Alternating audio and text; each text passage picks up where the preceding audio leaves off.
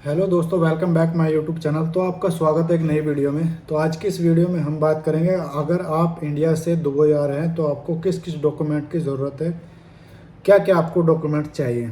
तो क्योंकि अभी थोड़ा रूल चेंज हो रहा है तो आदमी लोग थोड़ा कंफ्यूज हो रहे हैं कि अब क्या डॉक्यूमेंट चाहिए, क्या कोई बदल गया नियम या फिर वही सेम सेम चल रहा है। तो इस वीडियो में हम पूरी बात करेंगे कि अभी कौन कौन से डॉक्यूमेंट चाहिए। तो लास्ट तक ये पूरी वीडियो देखें। और अगर आप हमारे चैनल पर नए हैं तो चैनल को अभी सब्सक्राइब करें और लाइक शेयर करें। चैनल पहले से सब्सक्राइब करके रखा है तो आपका दिल से शुक्रिया। तो अभी हम वीडियो को शुरू करते हैं। तो सबसे पहली बात है, अगर आप इंडिया से दुबई आ रहे हैं तो सबसे पहले आपको चाहिए एक पासपोर्ट वैलिड, जिसकी वैलिडिटी 6 महीने कम से कम होनी चाहिए और उससे ज़्यादा, उससे कम होनी नहीं चाहिए, नहीं तो आपको एंट्री नहीं दी जाएगी। उसके बाद हम बात करते हैं वीज़ा। तो आपके पास एक वैलिड वीज़ा होना चाहिए और उसके साथ में इंश्योरेंस भी मिलता है। तो अभी इंश्योरेंस और प्लस वीज़ा वो आपके पास होना चाहिए। ये दो डॉक्यूमेंट हो गए। उसके बाद हम बात करते हैं टिकट। तो आपके पास एक वैलिड टिकट होना चाहिए। अगर आप विजिट वीज़े पर आ रहे हैं तो दोनों साइड का आपके पास टिकट होना चाहिए। अगर आप एम्प्लॉयमेंट वीज़ा पे हैं तो आपको ज़रूरत नहीं है। ये तीसरी बात हो गई। चौथी बात है वैक्सीनेशन सर्टिफिकेट। अगर आपने 2 डोज वैक्सीन का अपने होम कंट्री में इंडिया में लगाया है तो आपको वैक्सीन सर्टिफिकेट आपके पास होना चाहिए।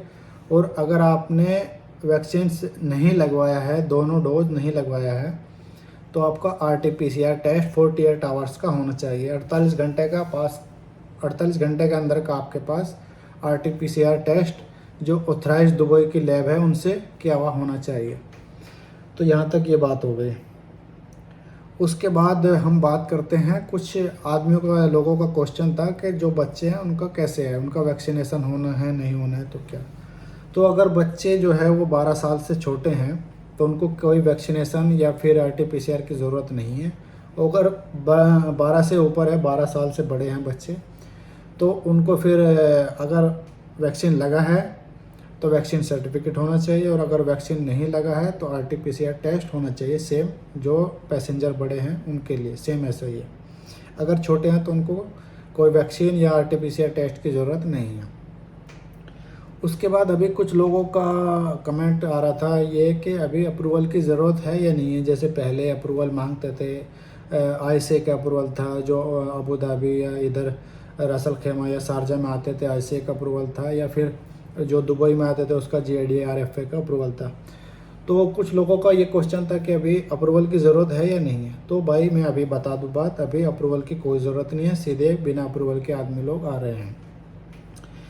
एक सवाल और था, अभी कुछ आदमी लोग कंफ्यूज हो रहे हैं कि PCC, पुलिस क्लियरेंस सर्टिफिकेट, जो पुलिस कैरेक्टर सर्टिफिकेट होता है, वो अभी मांग रहे या नहीं मांग रहे। क्योंकि अभी जो गल्फ़ कंट्री हो गई, कतर, ओमान, बहरीन, सऊदी अरब, तो कुछ देशों में अभी ये PCC सर्टिफिकेट मांग रहे हैं, जो पुलिस कैरेक्टर सर्टिफिकेट होता है।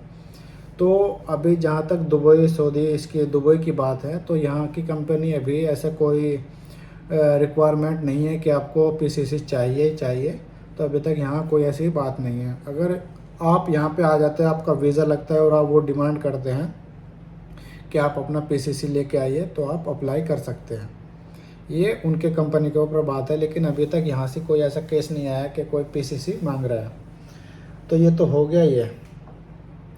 दूसरी बात अभी ये है कि शो मनी, यानी कि आपको कितना पैसा दिखाना है एयरपोर्ट पे, ये भी आदमी लोग थोड़ा कंफ्यूज हो रहे हैं। तो मैं इस बात को इसमें क्लियर कर दूं, जो 5000 दिरहम का जो ट्रेंड चल रहा था कि पैसा दिखाना है, वो खाली पाकिस्तानियों के लिए हैं। पाकिस्तान से जो आने वाले हैं उनको 5000 दिरहम या तो स्टेटमेंट या कैश दिखाना है।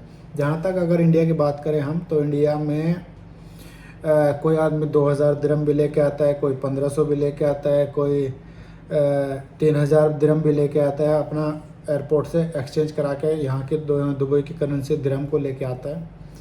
तो वो पूरा डिपेंड करता है आपके इमिग्रेशन ऑफिसर पे। जो आपका इमिग्रेशन कर रहा है वो अगर उसके दिमाग में आ गया तो वो चेक करेगा, वो पूछेगा सवाल, वो कुछ भी सवाल कर सकता है। क्योंकि अभी मैं आया था दुबई से, सॉरी मैं इंडिया से अभी आया था, तो मेरा जो इमिग्रेशन ऑफिसर था वो मेरे से बोलने लगा कि आप 5 साल में आए थे और फिर 1 महीने में चल दिए।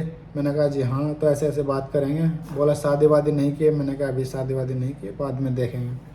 बोला ओके। तो ऐसे वो बात करेंगे, कोई भी सवाल वो कर सकते हैं इमिग्रेशन ऑफिसर जो होता है। अगर वो डिमांड करते हैं तो फिर आपके ऊपर बात, आपके पास है नहीं है। तो मेरा मानना ये है कि अगर आप 2000-3000 दिरहम अगर आप इंडिया से आ रहे हैं तो आपके पास होना चाहिए।